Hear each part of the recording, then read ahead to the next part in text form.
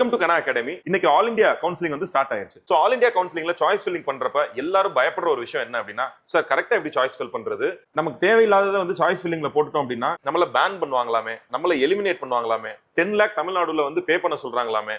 So இதெல்லாம் என்ன sir, கிளியரா எக்ஸ்பிளைன் பண்ணுங்க அப்படின்னு நிறைய ஃபோன் கால்ஸ் வருது. சோ அதுக்காக தான் இந்த வீடியோ. ஃபர்ஸ்ட் வந்து ஆல் இந்தியா ரவுண்ட்லயும் சரி, தமிழ்நாடு ரவுண்ட்லயும் சரி, எந்த ரவுண்ட் வரைக்கும் நீங்க ஃப்ரீ எக்ஸிட் கொடுக்கலாம், அதாவது காலேஜை எடுத்துட்டு வேணான்னு சொல்லலாம், சோ தட் உங்களோட செக்யூரிட்டி டெபாசிட் வந்து அவங்க எடுத்துக்க மாட்டாங்க அப்படிங்கறத இப்ப பார்க்க போறோம். இப்போ ஆல் இந்தியா லெவல் கவுன்சிலிங் அப்படின்னா நீங்க ஃபர்ஸ்ட் ரவுண்ட்ல சாய்ஸ் ஃபில்லிங் போடுறீங்க. அதுல உங்களுக்கு ஏதோ ஒரு காலேஜ் கிடைச்சிருச்சு.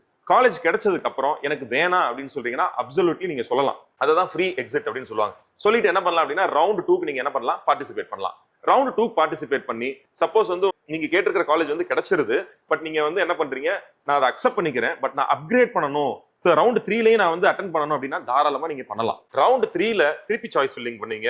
சாய்ஸ் ஃபில்லிங் பண்றப்ப ரவுண்ட் 3ல நீங்க கேட்ட காலேஜே கிடைச்சிருது, பட் ரவுண்ட் 3ல வந்து நீங்க ஜாயின் பண்ணல அப்படின்னா உங்களோட செக்யூரிட்டி டெபாசிட் வந்து ஃபோர்ஃபீட் பண்ணிடுவாங்க, அதாவது எடுத்துப்பாங்க.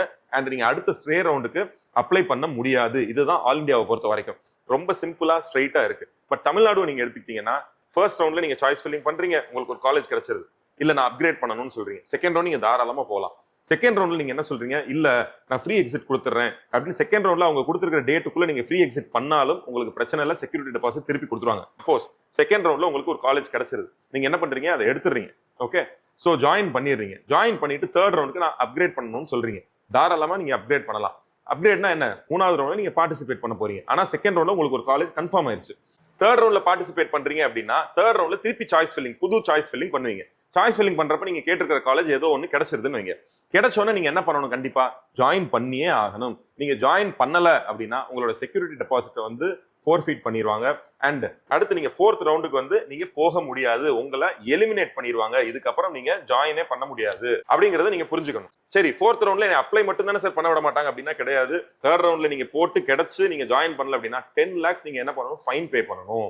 இது வந்து ஆல் இந்தியா ரவுண்ட்ல கிடையாது, இங்க இருக்கு.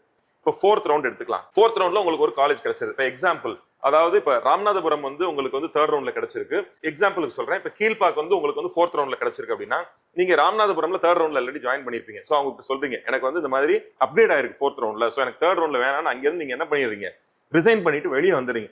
வெளியே வந்துட்டு கீழ்பாக்கில் நீங்க ஜாயின் பண்ணாம இருந்தா உங்க மேல என்ன ஆகும் அப்படின்னா பேன் பண்ணுவாங்க.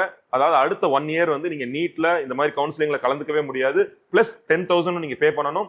அண்ட் நீங்க பே பண்ண செக்யூரிட்டி டெபாசிட் உங்களுக்கு கொடுக்க மாட்டாங்க. நான் ரொம்ப கிளியரா பேன், எலிமினேஷன் அண்ட் ஃப்ரீ எக்ஸிட் இது எல்லாத்த பத்தியும் சொல்லியிருக்கேன். இது பத்தி உங்களுக்கு ஏதாவது டவுட் அப்படின்னா கீழே இருக்கிற நம்பருக்கு கால் பண்ணுங்க, இல்ல கீழே இருக்கிற வாட்ஸ்அப் கம்யூனிட்டியில ஜாயின் பண்ணிக்கங்க. Thank you, happy learning.